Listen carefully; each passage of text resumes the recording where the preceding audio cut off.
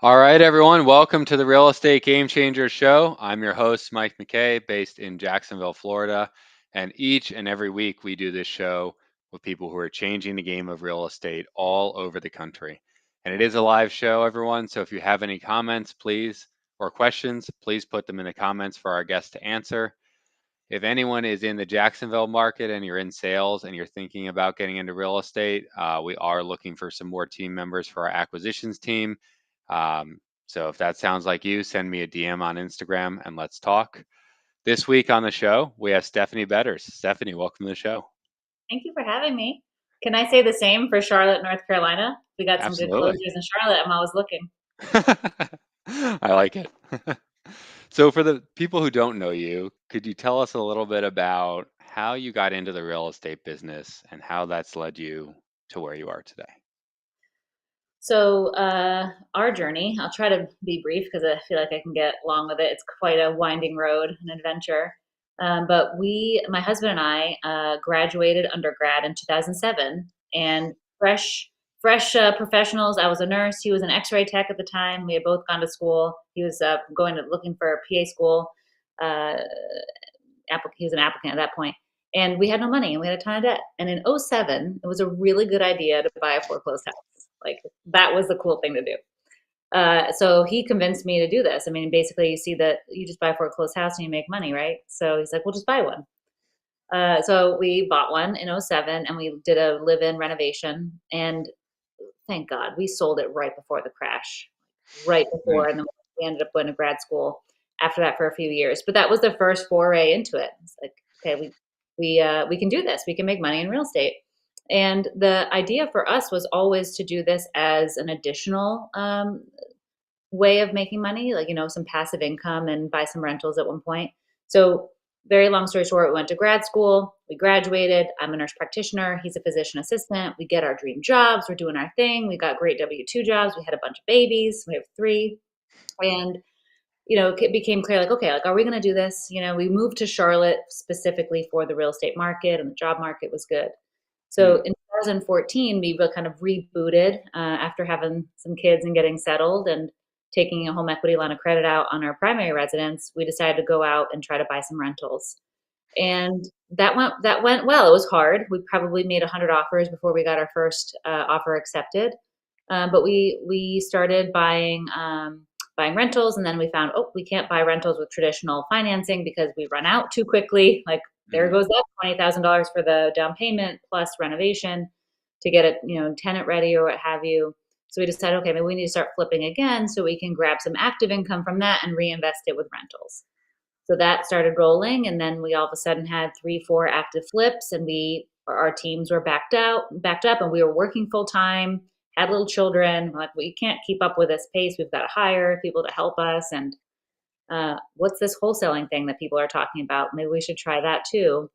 Mhm. So we started wholesaling because our own crews were really busy. We didn't want to stop this marketing momentum we finally got. So we were buying rentals, we were fixing and flipping, we were wholesaling, and in 2018 we merged with a local friend of ours who was doing new build construction, and then we added a fourth leg to the stool. Hmm. Now we have a chair.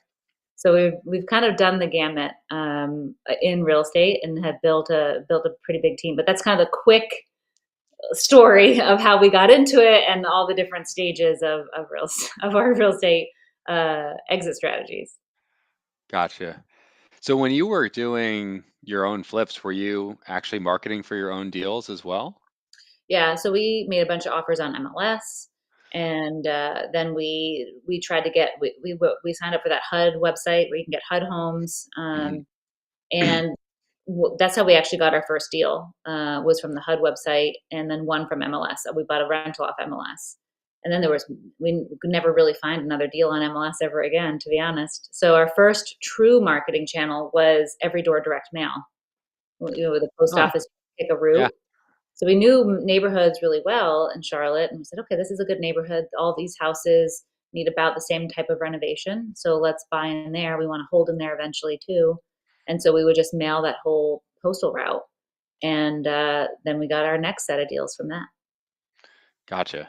And at that point, you weren't yet wholesaling. You kind of put in wholesaling after when you kind of had too many deals to Exactly. for your amount of construction. Okay, Exactly. Yep. gotcha.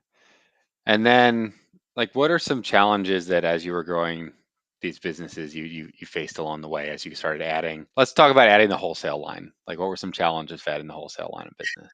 Um, well, we had to now build a network of other investors and kind of get out there a little bit more.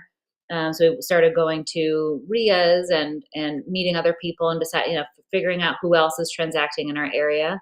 And this is in 14, 15, so long before we had online tools like Investor Lift, for example, to try to establish a network.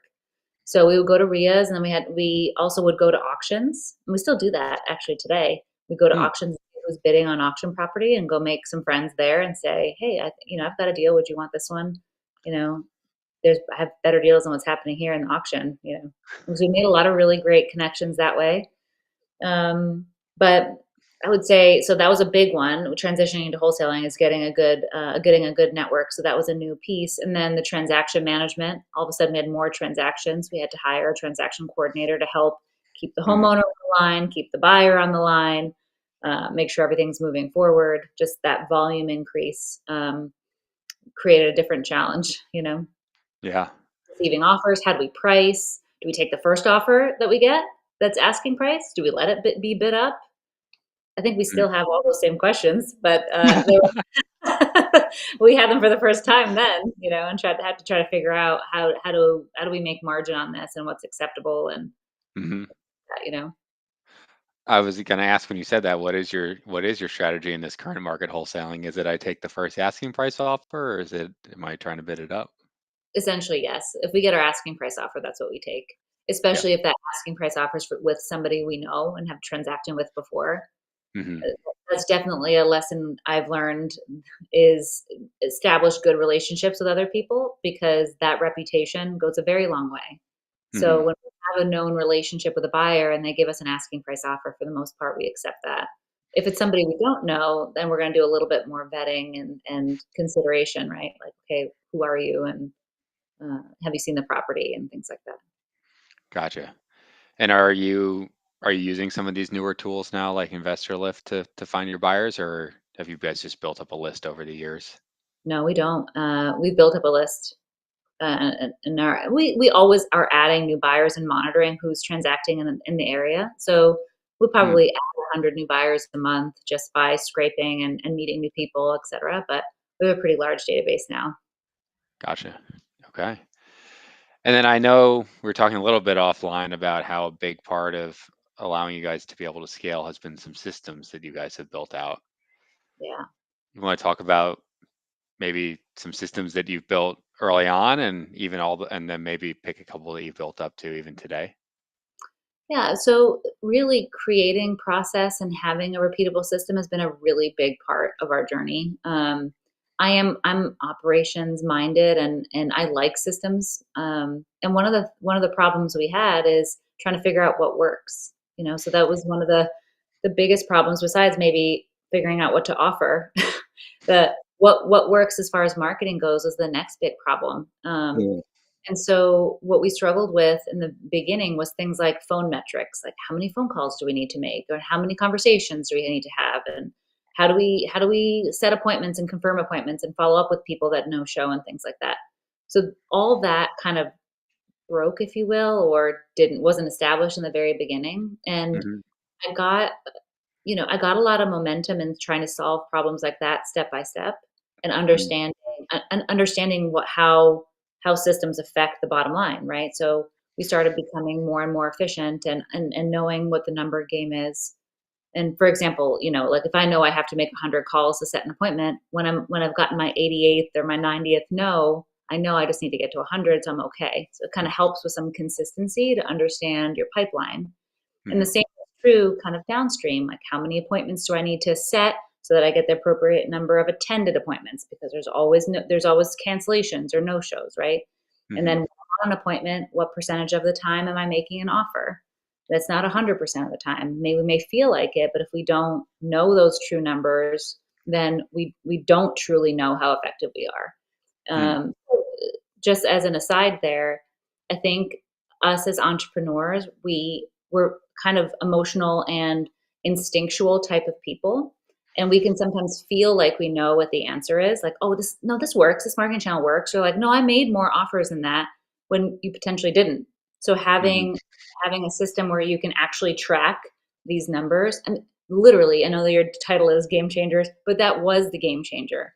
Mm. Understand what I call our pipeline velocity from marketing channel all the way through to transactions. And there are these kind of key handoff points along the way that once you understand, it becomes a system that you can then manipulate, you know? So Mm.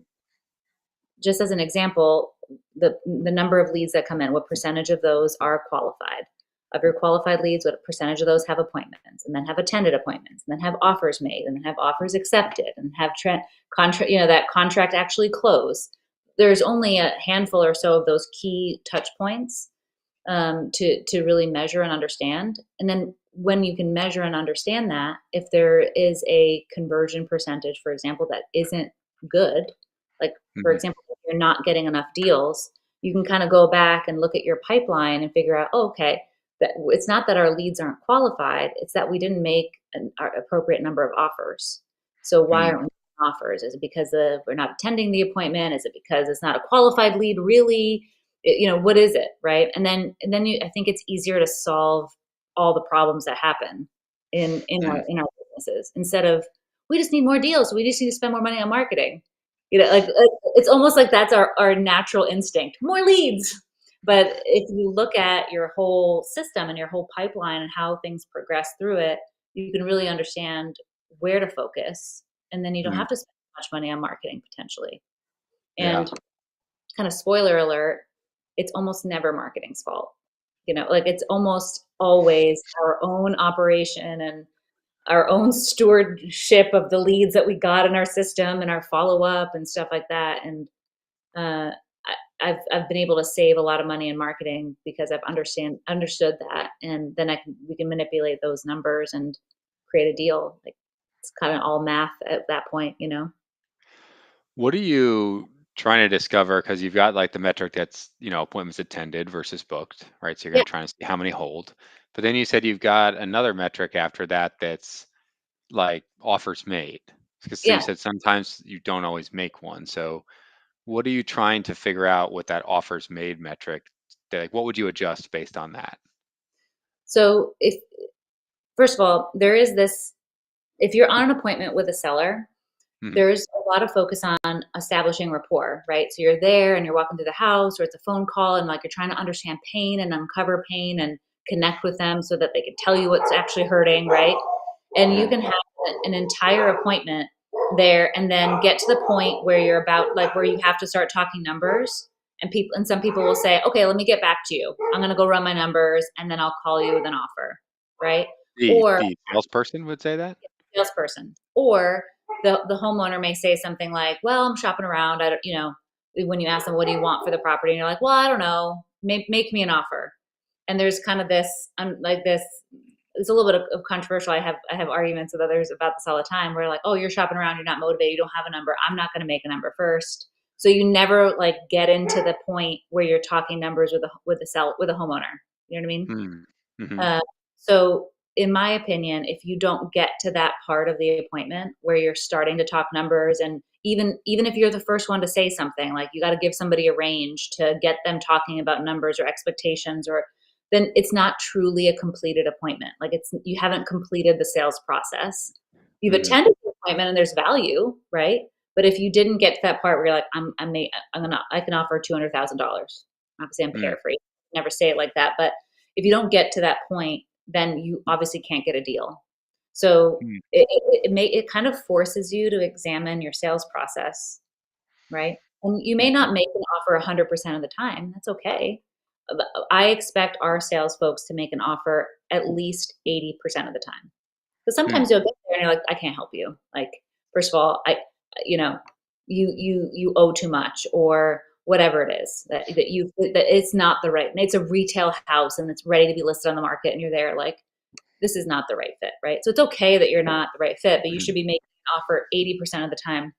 And when looking at a metric like that, it makes you be really honest about if you got to that point where you're talking numbers. And when you're the salesperson and you're out there making it, like, that, but when you're managing a team of people, it's misleading the number of appointments that you have. Like, you're just seeing a metric like, oh, we had 50 appointments, why didn't we get any deals? Well, diving in a little deeper, oh, we didn't make an offer, right? Mhm. I'm trying to explain that as succinctly as possible, but you'd be surprised at how big of a problem that is. And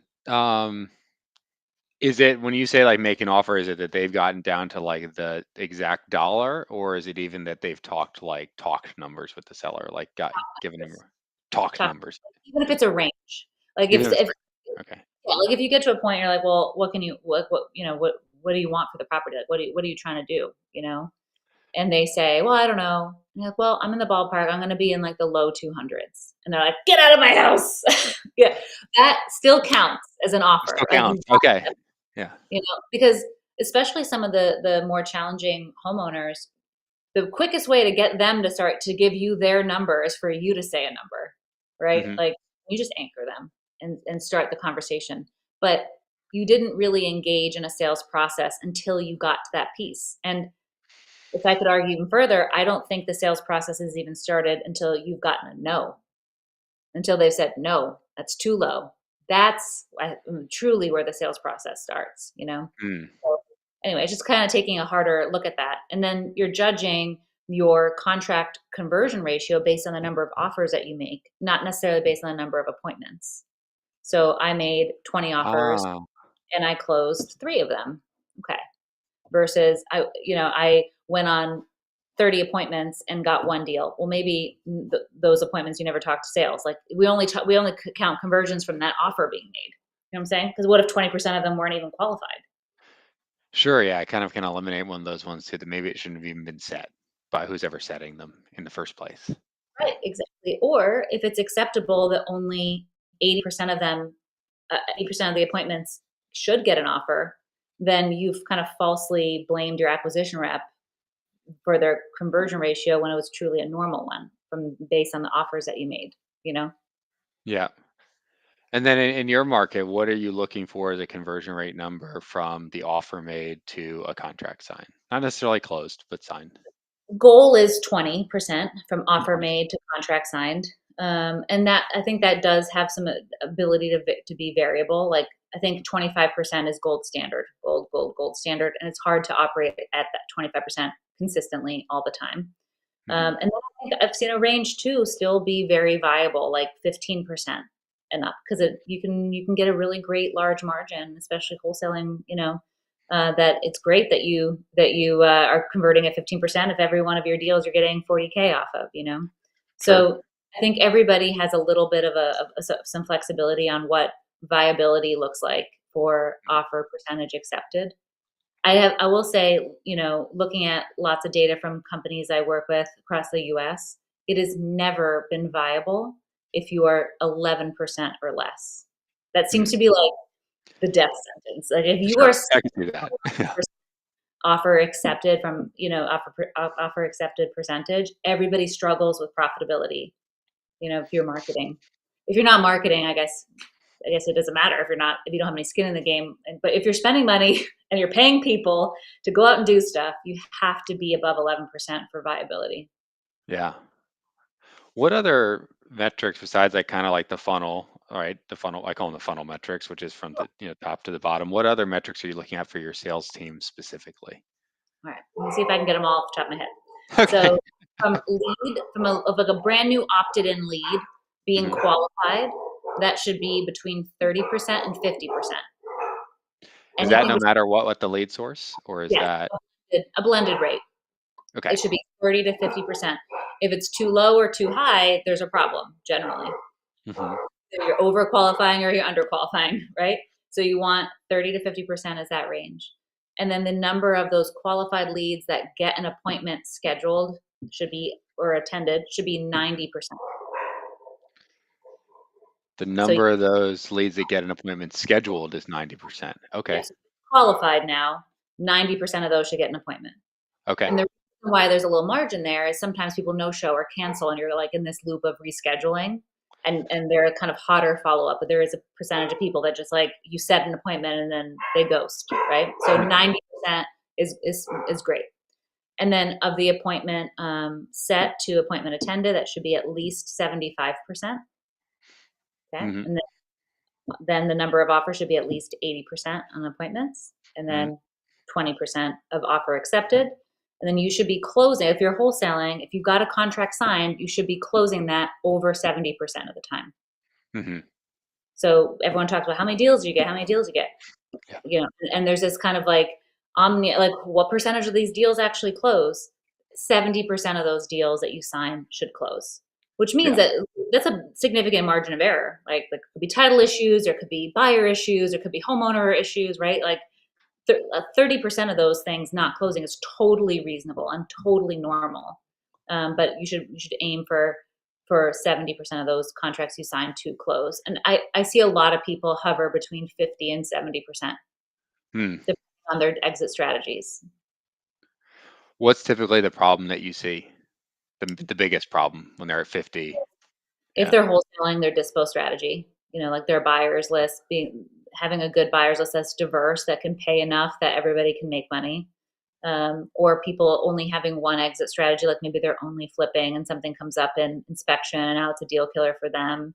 Um, Title issues are also a huge part of this. We deal with messy deals, so there's generally surprises that happen, like, oh, you have an IRS lien for $100,000. Well, that kind of blew up the deal because I'm not sure. paying that $100,000 plus your mortgage or whatever, right? So I think there's a significant portion of them too that just have really hairy title issues that take either time to cure, or they kill the deal. Yeah. If like when you're running your sales team outside of those conversion metrics along the way, are you looking at any other like key numbers daily or weekly?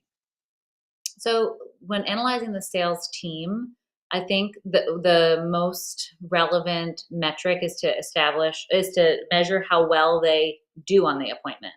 Like, did they prepare for the appointment? Did they arrive at that appointment either in person or on the phone with an understanding of the value of the property and potential repairs? Like, I don't care if it's ballpark, like, oh, it's a 1970s house, it's probably gonna need $20,000-$30,000 worth of repairs, or understanding the comps, right? Like, you got to be prepared for the appointment when you show up. Mm, So we know that based on their notes. Did you update your notes before you went?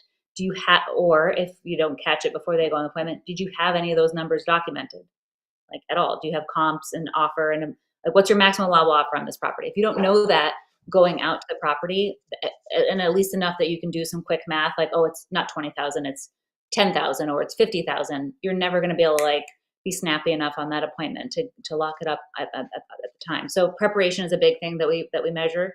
The next one is rapport, and you can tell mm, by if they've been able to establish rapport if they have pain points that they've uncovered. Like, why are we here today? Why are you selling? And we can either review those appointments one on one with acquisitions, or we're reading their notes and seeing that they were able to establish rapport. Other things are like, were you able to negotiate on the prop? Like, did you give a number? Did you make an offer? And then mm, what were next steps for this transaction or for this opportunity? If you know those things, generally that was a successful appointment. And I think looking at sales appointments like that has been really helpful, because otherwise you're judging the sales team based on the number of contracts that they got signed instead of the skill or tactic that they're doing. And the mm, idea is if you get good at the skill and the tactic, you get the contracts. But when you're hiring a team, it's very difficult to teach that if you're not aware of it. Like, how do I set myself up for success? What is considered a successful appointment? It's not just that you get the contract signed. Obviously, that's ideal, but you can still have an extremely successful appointment if you did all those things, and you're more likely to get the contract and follow up or next week or whatever it is, right? Like, depending on the situation, you can still mm, have a successful appointment. So if you train your sales team to do those things on the appointment, the contracts will come because you've done it properly. You've been prepared, you've established rapport, you've been able to negotiate on that call, get to numbers, you know what next steps are. So if this homeowner is like, I don't know, you talk to my sister. Okay, let's do this. Let's call your sister. Oh, I can't call her. Okay. let's do this. I'm going to call you tomorrow, or I'll come back tomorrow, or let's call you, whatever. Like you've established, like, and you've tried to set up the next steps for that appointment. Now you've trained that salesperson appropriately. They're going to be more successful. Mhm. How are you handling the issue of sometimes salespeople not updating systems? Because that's sometimes Classic it's like problem. classic problem. Yeah, yeah, Yeah, it's like the salespeople complaining about leads and not updating notes is. I think we'll be talking about that till the dawn of time. yeah. Uh, I think the only real way to get compliance is like if you didn't document it, it didn't happen, and you can't get paid unless stuff happens, right? So you got to put that stuff in, like, or we can't hand it off. So if you get a deal signed, but you don't have any of your handoff stuff documented, like we're not even going to try to dispo this deal until you have your Mm, stuff done. We can't do the next thing well if you didn't do this thing well. So, and then I think also allowing them to buy into the why, right? Like take the 3 seconds and do it because it helps our automation or it helps us help you. You're like now someone can pick up from behind you when you're on another appointment. Our lead manager can call Sally and follow up and said, "Hey Sally, did you talk to your sister? Joe said so many nice things about you, and it sounded like your sister was, concerned that."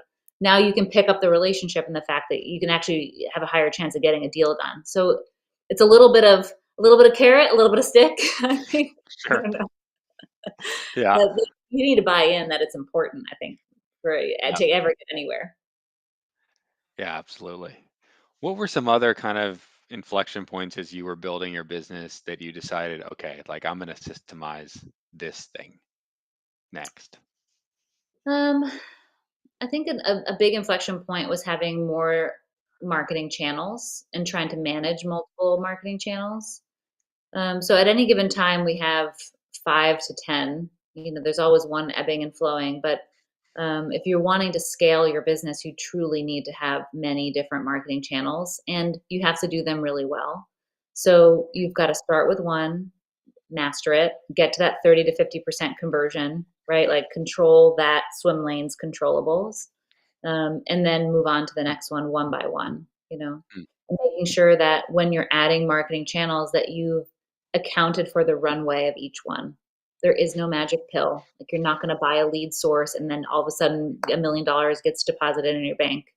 And you're going to buy a lead source and you're going to figure out that what that lead is like for example, Facebook leads behave differently than website leads, mm, behave differently than an inbound phone call from a direct mail piece.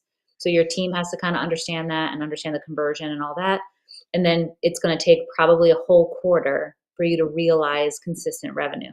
Like mm, after a quarter, revenue is starting to be consistent. So I think that, the business being emotional and all in and like kind of scary, if we don't know those things, then we tend to make like jerk reactions. It's not working. Turn it off. Oh my gosh, we just spent $10,000. Like it's not working.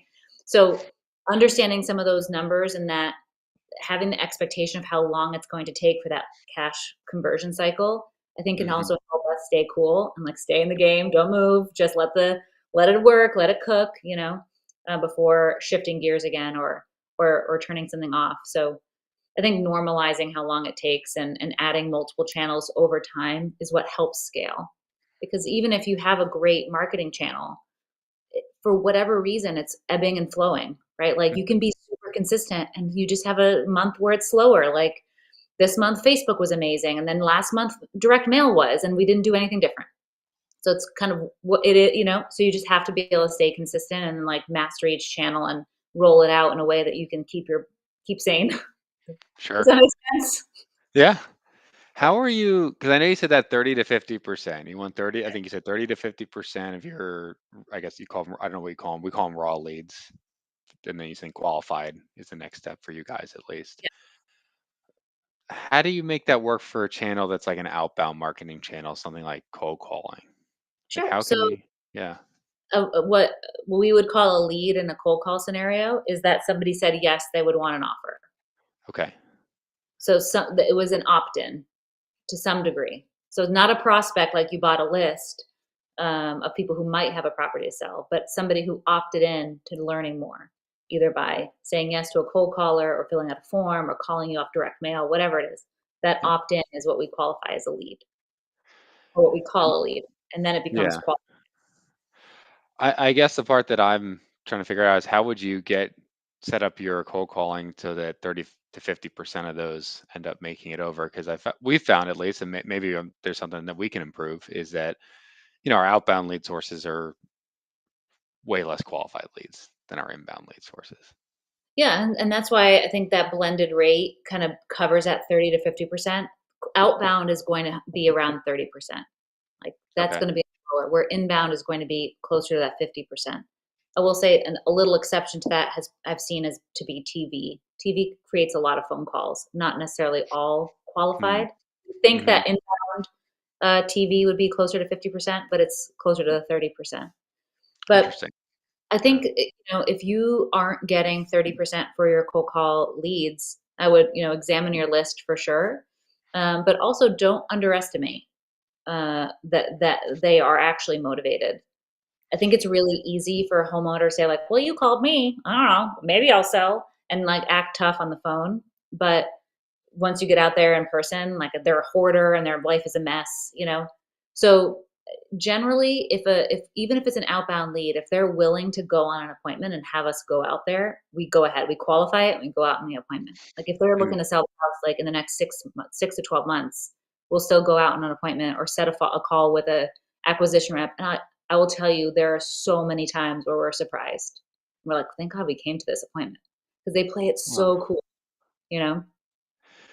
So is that kind of your qualification criteria? If they want to sell in the next 6 months, So you'll they have to be in an area that we buy, obviously. sure.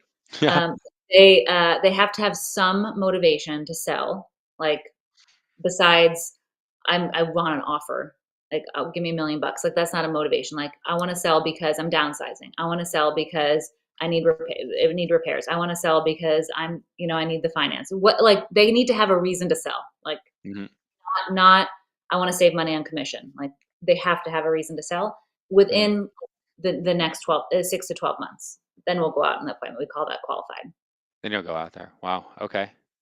Mhm. That's interesting because yeah, some people have it way stricter and some people have it way looser, and it's interesting to kind of see the different ways it's set up. I find people to be the most strict when it's them going on the appointment, Well, sure.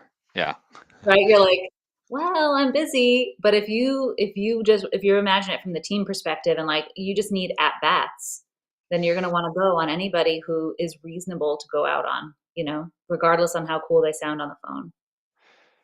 Is your team split? I know you mentioned lead managers. Is your team split where you've got managers setting appointments for acquisitions, or is acquisitions setting their appointments and lead managers are just following up if acquisitions is overwhelmed? Lead managers set appointments. They set appointments. Mhm. From start to finish. It's the best way Gotcha. to control the process. Hmm. The whole lead Why? management is Yeah. oh, go ahead. I was just curious. I think you were about to say. Well, I was curious why that's your stance on it. Curious to hear. Lead managers are operations type of people. They're detail people that they follow rules, right? Like I'm going to call the new lead right away. I'm going to do these things to qualify the lead. Acquisitions is they're rule benders. No does not mean no, right? Like they don't follow process naturally. And that's a beautiful thing. Like thank God for them because that's how deals get done, right? So Hmm. if you primarily keep an acquisition person in a lead management seat, the process will suffer. It's essentially a guarantee. Now there are always unicorns out there for sure, especially if you're the business owner doing it, there's some difference there. But if you have a team, you're going to want the process is what wins. Like 99% of the time. Follow Hmm. up process and doing the same things the same way is what actually wins in the long run. Now, if you have a super motivated person, is it the most ideal scenario for them to immediately talk to a person who can help walk them through that deal? Yes, absolutely. But that only happens at best half of the time, right? Hmm. So the other half of the time, half to 70% of the time, right? If we use that qualification metric, they're not somebody who's motivated right now. So now you've inundated your acquisition rep with stuff that's not hot right now. And they're busy doing that instead of busy having conversations with people who are qualified or on appointment and talking deals. So you've like bogged them down with that. And another step there is like that gets in your head, right? Then you're like, it messes with your mojo to talk to people like that. Well, you're not motivated. Okay. Like you need to stay like on the hot streak. You know what I mean? Hmm. You know how it gets in your head when you talk to 5, 10 people and they all tell you no. And it's like, you're like, damn, I'm wasting my time. Right. Like as soon as you get into that mindset, you're not going to close as many deals. Mm. So I feel obviously very strongly about this, but my best advice to people starting off is get lead management, especially if you're a 1 or 2 man shop or a woman shop. Like you need help with that process, and just like help people set you up for people who are actually qualified. 'Cause when you feel like you're winning, you win more. Yeah. Are you doing, does your lead management, is that US based or you do that overseas? I've done both, and I have never found somebody US based to outperform our offshore people. But I think that might be a little unique to us. We have a lead manager that's been with us for 8 years. Like Wow. he's Okay. amazing. He's amazing, and no one has been able to outperform him. So we've hired a couple of his friends now, and like now we have a whole little team in the Philippines that I've got to visit one of these days. But they do a great job, and they establish great rapport, and they have great handoff between our lead managers and our acquisition reps. And our acquisition reps are all stateside. But I think what helps them be successful there is obviously the process, but also the handoff. So, Hmm. for example, if I'm the lead manager, I take the call. I'm like, okay, Sally, all right. You know who you need to talk to? You need to talk to Mike. Mike has lived in this town his whole life. He's super nice. He's got such a sweet family. I'm going to set him up with you next. He's going to really be able to help you, right? And like you hand that off to you, and then you pick up and you're like, Stephanie had such nice things to say about you. It sounds like you're downsizing, and she got some notes here about your house being 3 bed, 2 bath, 1,500 square feet. I see what she wrote. This sounds like a good fit. Tell me what's going on. Like when you have this handoff like that, it doesn't matter where they Mm. are. They feel like it's a team. And that handoff doesn't become negative. It becomes like, oh, great, she's putting me in touch with a person I really need to talk to. I'm like, I'm being heard, I'm being taken care of, right? And like, Mike guy Mm. sounds real nice, like, and you just like you were when you're in the house walking through, and like you see a picture or you have a grandma, oh my grandma, like you do the same thing when you're talking to somebody on the phone, right? Like, oh, your name is Sally, that's my mom's name. Like, I'm like, oh, that's Mike's mom's name, or that's his daughter's name. Like, whatever you like, little teeny little personal things can really help make that connection and that hand off a very positive interaction instead of like I'm on Verizon and Verizon transferred me to another department. You know what I mean? Right. Yeah. Right. It Yeah. exists somewhere. So that was a long-winded answer for your question of VAs and offshore folks, but they can truly be just as good as onshore. It depends a little bit on your process and your team and your philosophy. I think there are people who feel very strongly about having US based folks too. We've been really successful with our offshore people, and they've stayed with us for so long that we truly do all know each other and have a very long standing relationship. And then when they go and follow up, like you'll go on the appointment, and then a year later, my lead manager will call you, be like, "Hey, Mike, Stephanie came out. Like, how'd it go? Can you believe it was a year ago? It's me again. I'm calling you. Like it keeps that relationship. Yeah. And you can say that when you're done the appointment. Maybe you don't get a deal. Like, okay, well, Stephanie's gonna call and follow up with you too. I'm gonna tell her all about this, and they feel that it's a team. Yeah. What are the characteristics that you're looking for when you're hiring a lead manager versus hiring an acquisitions person? Obviously, someone's going to follow the process, which you already Yeah. said. But besides that, Lead managers definitely have to follow a process. Do you know the predictive index? Have you yeah, heard of that? uh, Okay, very so well. Yeah. okay, I love predictive index. PI is the best. Promoters, I think, are the best in that lead management seat. Like, Mm. Matt is like a chatty Cathy, like can talk to a wall, but follow process and truly care and feel like they can can elude that over the phone. There are certain people who can do that. When you Mm. interview them, because they get you talking about yourself, and you're like, what are we doing? Why am I talking about myself in this interview? They can Mm. kind of get that out of you naturally. And then acquisition reps, also a little bit of a controversial feeling, but Mavericks I have found to not do well long term in sales. I prefer captains. I think captain is probably my favorite profile. for acquisitions, but somebody who can follow process and be consistent and not, cut bait when things are hard, and follow a process and like do things consistently still. They have to, like, no can't mean no. So that's why I still want that high A, Hmm. uh, and somebody who can connect quickly and make decisions. And quite frankly, for acquisitions, I'm looking more for a high COG score than necessarily a perfect fit for profile. Although Captain is my favorite. If they have a really high COG score, they're generally quick learners and can Mm. adapt quickly and be quick starts. But if I had to pick my perfect one, it would be a captain with a high COG score. For the people who don't know what the COG score is on PI, could you just share what that is? So it's essentially, it's like a kind of like an IQ test in a way. They give you a bunch of patterns, and it's a measurement of how quickly you learn. It's not truly a measurement of how smart you are or what your IQ is, but it's how quickly can you identify patterns during this test. And that's what this business is, right? Like you gotta learn quick. What's the number that you're looking for acquisitions for a COG score? No lower than 240, Yeah, ideally 300. yeah, for So sure.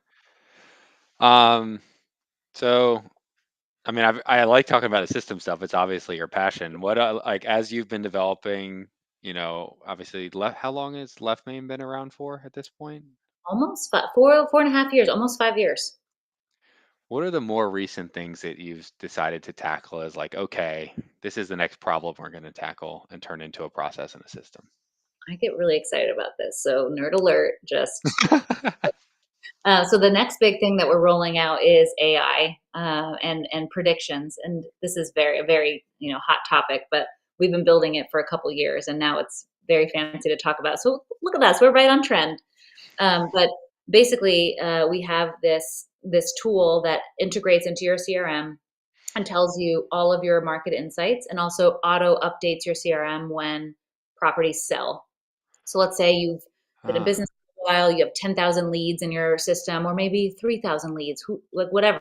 You have a bunch of leads in the system, and a certain percent of them sell. And you don't necessarily know that they sell until you've talked to them and they tell you, I sold my house. So we have an auto updating the properties that sold, and logging how much it sold for and who bought it. So that's kind of like this first piece of our tool. And the kind of thesis there is, like, I'm a human being who can make 100 phone calls a day, like, and hmm. that's like my max, right? Maybe it's more if you have a dialer, whatever. I can make 100 phone calls a day, and that's my 8-hour day. Like, I don't want to call people who already sold their house. Like, that seems to be low hanging fruit. So like, clean up the system, deal with that, and but then Yeah. that also produce a lot of really interesting insights. And then you can measure, oh, I offered 200 for this house. It sold out from under me. It was in my system in follow up, and they sold for 210. I could have just offered 210, right, for this property. And then you see who bought it.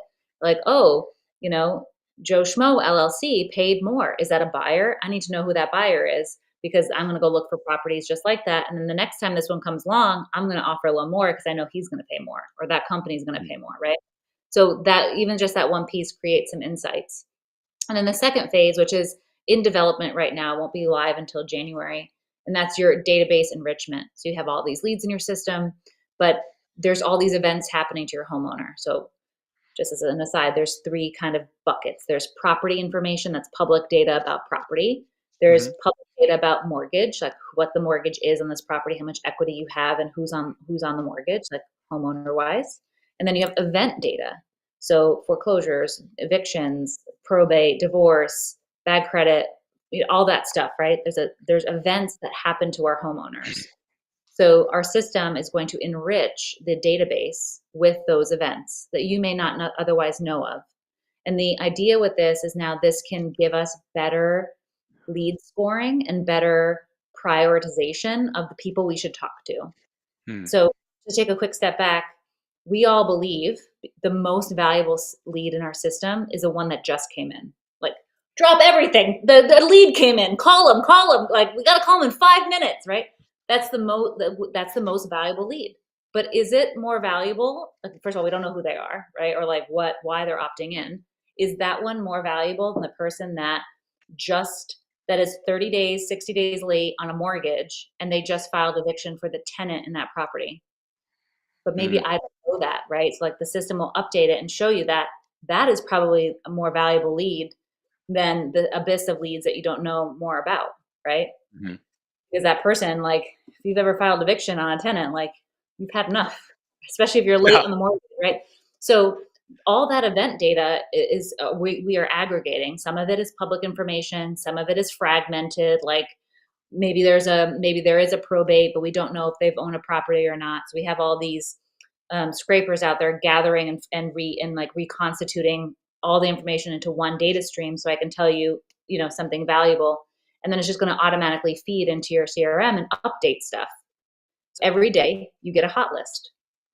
Like these are the top 50 people to call. So yes, for sure, call your brand new leads. Don't not call your brand new lead, right? That's still super important. All the PPC providers out there, I still believe your speed to lead is very important. But I want who are the 50 people I need to talk to today? Like, I don't want to just talk to somebody because I have a follow up task and I've talked to them 30 days ago and like I got to call them to follow up. Like, I want to talk to the people who've been enriched, right? And Mhm. so it's cool to have this live data stream come in and do that for the entire database. So if they opt in on your website or they call off a direct mail piece and you don't know any better, but now all of a sudden you know that they're getting a divorce or what have you, or they got their water turned off. Now you have these insights about homeowners, and it's more likely that you can transact with them. So that's that second piece. And then the third piece, which will be available in March, hopefully, I'm not going to jinx it, is the buyer prediction. So we have all this public data now. We have all the buyers out there that are, from the sale data that we have, and we have all our own internal documentation. At Left Main, we call them interested buyers. So we have, for every property we try to dispo, we probably get somewhere between 5 and 10 offers. That's all proprietary to me. I know what you're offering because you told me. But what's going to record for public data is one person who and for what they bought it for. So basically, Mm, it's taking all the public record and then all of your internal information and predicting who's going to buy it and for how much. So that when yeah. you go to an appointment, you're not like just pulling comps, you're pulling actual data of people who are buying. So like, guess what? These are 300 people who will buy this property between 220 and 240. Now I feel Yeah. real confident going out there and understanding what I can offer that homeowner. So that's this How do big. It's called Left Main Genius, and it's the first release is on September 16th. So it's super close, and it's a. I think it's going to be a game changer. I think it's going to be the standard from this point forward. Is how we operationalize data. I think that's what it's going to take to be successful. how do you factor in, because let's say you sell a property, you wholesale a property to someone, typically you're only seeing on the closing, the public records, what the purchase price was and not the assignment fee. Like I could buy a property for 140, wholesale it for 180, but public records show that whoever I wholesaled it to bought it for 180. How do you kind of get around that when you're looking at that kind of data? You're not going to know it unless it's your own data. And that's Okay. a wholesaling. There's no chain of title. So there is no way for people to know that unless you did it. And that's why it's important to have like this data set being collected by your own business, because fast forward a year, 2 years, 10 years, you have an org, you have a system that has invaluable information that no one else can have, and it makes your company valuable. We all want to build businesses that make money, but we also want to build businesses that are valuable. And the only real way to do that is to have a data set that can be leveraged. Otherwise, we're just this transactional business. We're only as good as our next deal. And like, we Hmm. don't have like the business itself, especially if all you're doing is wholesaling, like the business itself doesn't have real value. But if you have Hmm. a data set that's completely your IP and it's enriched with all the public stuff, that's really just a commodity at this point. Like everybody has it, but it's enriched. Now you have something extremely unique and extremely valuable. You know what I mean? Yeah. Yeah. Absolutely. So you're taking, yeah. So you're making sure your team's putting in all the offers they're getting, so that you kind of can look back on that as well. And at least the ones you sold, what they really sold for. Yeah, exactly. And what's more valuable too is not necessarily how much I made, but what the offer range is. Because Mm, now if I take that information, I can go make more, right? like, because I know what I can predict what it will sell for. So now I Hmm. know how to make my margin. So over time, you should make more per deal because you have a better understanding of what things can sell for instead of like, well, we'll mark it up 20K and send it out and see what we get. Like some of it is a little bit like, I think Oh you're gonna, yeah. you know what I Yeah, mean? for sure. If you had that piece of the equation, you can go and just do the math, for your data set. So Yeah. it's obviously it's important how much you're making per transaction, but that data point I don't think is as important as what offers you're receiving from Hmm. buyers. You know what I'm saying? Hmm. What have you changed in your business, over the course of the last, let's call it 18 to 20 months, as at least in Florida, as things have greatly shifted in the market? Oof. We buy a lot of vacant land. So personally, Mm. the way we look at land has changed.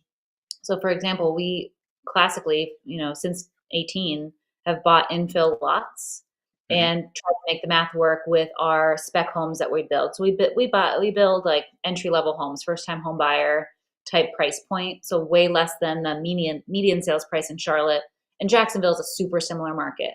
So Hmm. we probably have similar price points and like homeowner activity. But because first time home buyers have gotten squeezed probably the hardest with the interest rates going up and like the Hmm. affordability of the house, they're renting a little bit more. So we've had to Hmm. go after larger development lots and had to build at a little bit bigger scale than our infill lots to make the numbers work. Hmm. There's a little bit more influence you can make on a neighborhood when you have multiple properties and things like that. So that's a big shift that's happened really since last summer. You know what I mean? Hmm. Personally, and the other thing I'll say is just continued obsession with data. Like that doesn't lie. Like if I know what the numbers are, I can figure stuff out. I can understand if I understand my pipeline and what changed in my pipeline, I can pivot.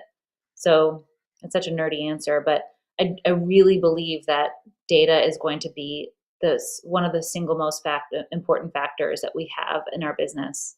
Either it's our own data and understanding that, or external data and what does that mean for my business. Like you got to know what's happening in your business and around you to make good decisions. And it's such a difficult game. It's so hard to keep your minds right. And like we all have bad weeks, you get punched in the face a million times. And we're like, how do we do this? you know, I get a lot of comfort in having information and having numbers that I can understand so I can make good decisions under pressure when things are hard and when the market changes. Like obviously we don't have control, but we feel a little bit more in control when we at least Hmm. understand it. So I think as the market continues to be volatile and we don't know what's going to happen with interest rates and things, the only real way to stay competitive is by continuing to make wise decisions and not lose our shirt, right? Not over Hmm. leveraging ourselves or blowing up our pipeline because we locked everything up too high. Like we got to understand these things in order to stay in the game and stay sane. Yeah. What have you changed on the acquisition side for like single family homes in your business? Just the price. I mean, in the Right. glory days of 22, early 22 and part of 23, we were locking up at 90% ARV and selling for 105. Like we would sell basically above retail price to some of our buyers. It was amazing. And now we're falling back down in that like 75-ish range, 80% maybe of offered value ARV.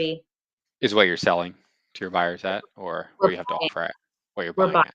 yeah, and then we're selling at like 85-ish, maybe 90 if it's a hedge fund deal, Are those still but happening? oh yeah, they're still happening, but so much less. I mean, Yeah. we went from 1,500 transactions a month in a single county, Mecklenburg County in Charlotte, to a little over 1,100. Like that's a huge change from then to now. It was probably higher early 22, but the volume Yeah. in general is down, and institutional buyers are still a big part of the percentage of deals being done. Hmm. I actually just pulled numbers on the percentage of deals happening right now that are like traditional homeowner deals or institutional. And Hmm. institutional accounts is like you and me. Like investment companies and REITs. 30% of transactions are done by like one in three are It's a done lot. by institution. Not that long ago, it was one in eight. Like Yeah. that curve has gone up. So what that means is like volume changes if those folks are like, well, we're going to hold for a minute. Yeah. Uh, so it's been interesting, but they'll buy higher. It's just a matter of how much volume they'll take or what their current performer will let them do and things like that. Yeah. It's What it's about wild. Many of them are out there now. what about disposition side? What have you changed there? I mean, obviously the numbers at what you're selling at, but the strategy, I'm sure, has That's probably the changed. biggest thing. Kind of the core tenets have always have stayed the same, like building relationships and finding new folks and going to RIAs and going to auctions and paying attention to who's transacting and understanding what's happening in your business, like having true relationships with our buyers, Yeah. um, like understanding truly what it is that they're looking for and how much they can pay. We've been doing that forever, and that's always been important. So I don't think a huge change in dispo. I've seen our buyers list doing less short-term rentals. There was a boom there where there was a lot more short-term rentals. So that one seems to be on the not as hot anymore. A lot more buy and hold, people transacting right now. But, personally, we've always had, kind of a diverse list of people doing lots of different things. So that's helped. But now I know that, because we have relationships with people. So we can kind of gauge that when we're acquiring property, like who's going to be our buyer and have a little bit of a head start on dispo. But Sure. Yeah, yeah, makes sense. We're getting close to the end here, and there's always two questions. I I like realized. first question I always ask is kind of fun is what is the craziest or most uncomfortable situation that you have ever experienced in a real estate deal? Uh, I think what people have in their house is always interesting. Uh, I've seen some very awkward bedrooms, and you're like, why am I in this house? This is awful. Like from mirrors to like toys, and you're like trying to walk around with this homeowner, and you're like, oh my god. To I don't know, people like hoarder houses always are wild to me, like floor to ceiling, and you can't walk through the house. Those are always and like the smell. Oh my gosh, I think those are the type of things that are like the wildest thing that ever happened to me. Like being in these people's homes and seeing the craziness. Sure. Yeah, we've had a few of those. Yeah. Um, so last question I always like to ask is for the newer people listening to the show is if you could go back in time, give yourself one piece of advice when you were looking for that first deal, knowing what you know now, what would you tell yourself? Talk about private money earlier. Talk about what I'm doing earlier and start raising earlier. Hmm. I was real kind of bashful to share with my friends and family, like, well, I guess not my family, but maybe some friends and like what I was doing and my work connections because I worked full time in the hospital until only a few years ago, and I didn't want to like tell my colleagues, right? You're like, I don't want anyone to crush my dreams, but what I found was the more I talked about it, really how interested people are, and I'm like, I want to do that too. I feel like the American dream is buying real estate and buying a restaurant. So Yeah. it is very interesting what you're doing. So talk about it more, and you'd be really surprised how many people come out of the woodwork and want to be involved with you. And also, there's a segment of people who just want to watch for a while. Like they want to see you for a year do something or 2 years do something. So if you talk to them earlier about it, then they can actually watch you and then they'll participate later. Like, you know what? I've been watching you on Facebook for 2 years. I want to be in. Like how do I get involved? So don't underestimate your personal network and talking about it. Yeah. I think that's a great piece of advice. If people wanted to reach out to you after the show, if they had questions, maybe they're interested in learning more about Left Main, how can they go about getting in touch with you? You can DM me on Instagram at Steph Betters is always good, or email me, Stephanie at leftmainrei.com, or go to the website, leftmainrei.com. Okay. Well, awesome. Thanks for being on the show, Stephanie. Thank you for having me. That was fun.